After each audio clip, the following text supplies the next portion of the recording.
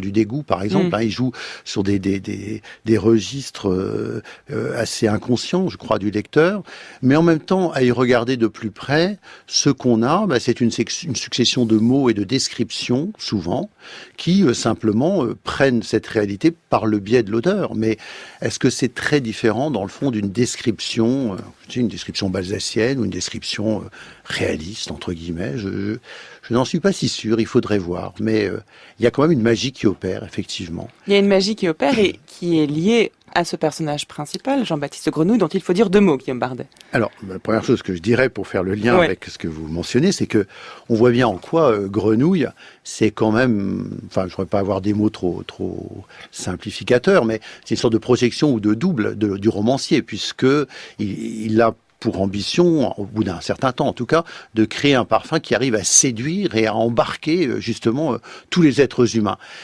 Et d'une certaine manière, c'est bien ce qu'essaie de faire Suskind avec les parfums. Mais il faut repartir au début. Pourquoi Grenouille veut-il créer un parfum? Repartons au début. Donc Grenouille, on le disait, tout commence par la naissance de Grenouille, qui précisément naît dans l'endroit le plus puant de la capitale, d'une mère qui est elle-même une activité qui a à voir avec l'odeur, et l'odeur puante, puisqu'elle est poissonnière au marché des innocents.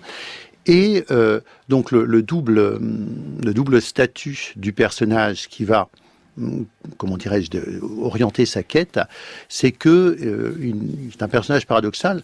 D'un côté, donc, il a la capacité, le don, plus qu'une capacité, c'est un don surnaturel, de percevoir toutes les odeurs, d'être sensible à chaque odeur de chaque réalité du monde, aussi infime soit-elle, et aussi individualisée soit-elle. Autrement dit, 2 grains de sable pour Grenouille n'ont pas la même odeur. Donc il arrive à une perception du monde extrêmement précise.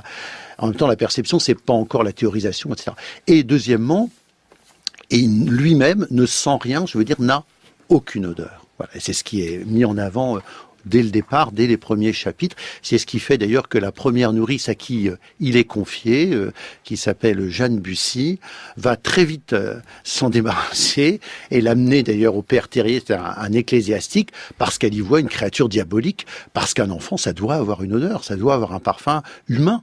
Or, voilà un être qui n'a lui-même aucune odeur.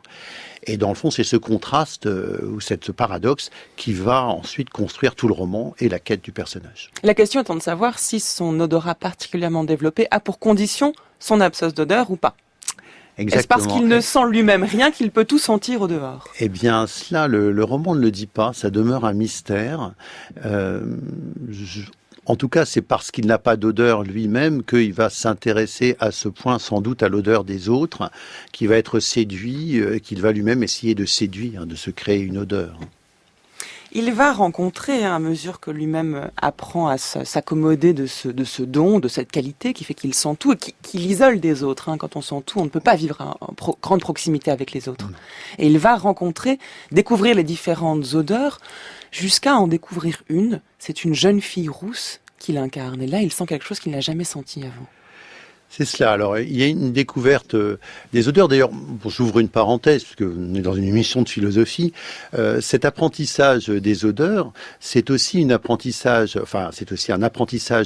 du langage, tel que raconté par Suskind. Et j'avais évoqué d'ailleurs à ce sujet la figure du philosophe Condillac, un philosophe sensualiste du XVIIIe siècle justement, et sa fameuse statue qu'il place dans un jardin. Donc il imagine que au départ, dans le fond des idées, de nos idées, il ne peut y avoir qu'une expérience sensible, une expérience des sens, et il choisit le sens le plus abstrait, l'odorat, et il imagine une statue qui n'est dotée que de ce sens dans un jardin, et qui devient elle-même odeur de rose, qui se transforme. Et Jean-Baptiste Grenouille vit une expérience un petit peu comparable lui-même sur un tas de bois. Il devient bois. Et il n'arrive à ne pas être noyé par l'odeur de bois, du bois qu'il devient lui-même. Il devient Pinocchio Pinocchio, dit Suskind, que en prononçant le mot bois. C'est-à-dire le langage, en quelque sorte, est ce qui permet de mettre à distance, en quelque sorte, l'immédiateté et la violence de la perception. Mais ce que dit après Suskind, c'est que justement, il est assez peu familiarisé avec les concepts abstraits. Et dans l'ordre du langage, ceux qu'il privilégie, ce sont les mots qui désignent des réalités, essentiellement. Donc, tous ces parfums sont à égalité pour lui, sont sur le même plan. Dans le fond, il n'y a pas de hiérarchie.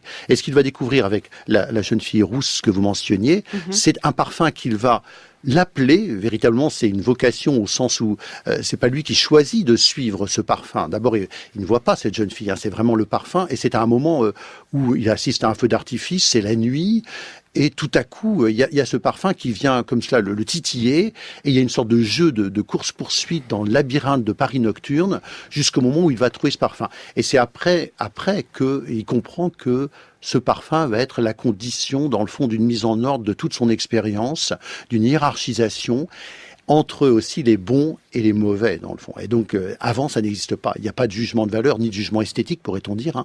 C'est la rencontre avec l'autre, et l'autre qui séduit, parce que c'est une forme de coup de foudre. Ça se passe pendant un feu d'artifice, je ne sais pas s'il y a une relation, qui va permettre la chose. Cette rencontre est décisive car elle délivre une information très importante quant au rapport de Grenouille à l'odorat qu'il veut posséder. Écoutez cette rencontre interprétée par Georges Claes en studio avec nous aujourd'hui. Il s'avança lentement vers la jeune fille, s'approcha encore, pénétra sous l'auvent et s'immobilisa à un pas d'elle. Elle ne l'entendit pas. Elle était rousse et portait une robe grise sans manches. Ses bras étaient très blancs et ses mains jaunies par les mirabelles qu'elle avait entaillées. Grenouille était penchée au-dessus d'elle et aspirait maintenant son parfum sans aucun mélange, tel qu'il montait de sa nuque, de ses cheveux, de l'échancrure de sa robe. Et il en absorbait en lui le flot comme une douce brise. Jamais encore il ne s'était senti si bien. La jeune fille, en revanche, commençait à avoir froid. Elle fut si pétrifiée de terreur en le voyant qu'il eut tout le temps de mettre ses mains autour de son cou. Elle ne tenta pas de crier, ne bougea pas, n'eut pas un mouvement pour se défendre. Lui, de son côté, ne la regardait pas. Ce visage fin couvert de taches de rousseur, cette bouche rouge, ces grands yeux d'un vert lumineux, il ne les voyait pas, car il gardait les yeux soigneusement fermés tandis qu'il l'étranglait, et n'avait d'autre souci que de ne pas perdre la moindre parcelle de son parfum. Quand elle fut morte, il l'étendit sur le sol au milieu des noyaux des mirabelles et lui arracha sa robe. Alors, le flot de parfum devint une marée, elle le submergea de son effluve. Il fourra son visage sur sa peau et promena ses narines écarquillées de son ventre à sa poitrine et à son cou, sur son visage et dans ses cheveux, revint au ventre, descendit jusqu'au sexe, sur ses cuisses, le long de ses jambes blanches. Il la renifla intégralement de la tête aux orteils. Il collecta les derniers restes de son parfum sur son menton, dans son nombril et dans les plis de ses bras repliés. Lorsqu'il l'eut sentie au point de la faner, il demeura encore un moment accroupi auprès d'elle pour se ressaisir, car il était plein d'elle à n'en plus pouvoir. Il entendait ne rien renverser de ce parfum. Il fallait d'abord qu'il referme en lui toutes les cloisons étanches. Puis, il se leva et souffla la bougie. C'est ainsi que Grenouille devient meurtrier. Guillaume Bardet, l'histoire serait belle s'il s'agissait de passer de la puanteur au parfum délicat avec un nez qui apprend à se connaître et à connaître les autres. Mais non, pour garder l'odeur qui lui plaît, il doit tuer la jeune femme. Il doit la tuer, et je entends à chaque fois ce texte autrement. D'abord, c'est Histoire d'un meurtrier. Il y a un sous-titre et on pourrait imaginer effectivement que c'est un roman policier, que c'est un roman de serial killer, pour employer un terme à la mode, puisqu'il va y avoir une succession de meurtres. Et en même temps, on voit bien dans cette page que le meurtre est très secondaire en définitive. C'est la possession, j'allais dire de la jeune fille, même pas, c'est la possession de l'odeur de la jeune fille, c'est-à-dire du cœur, de l'essence de l'autre.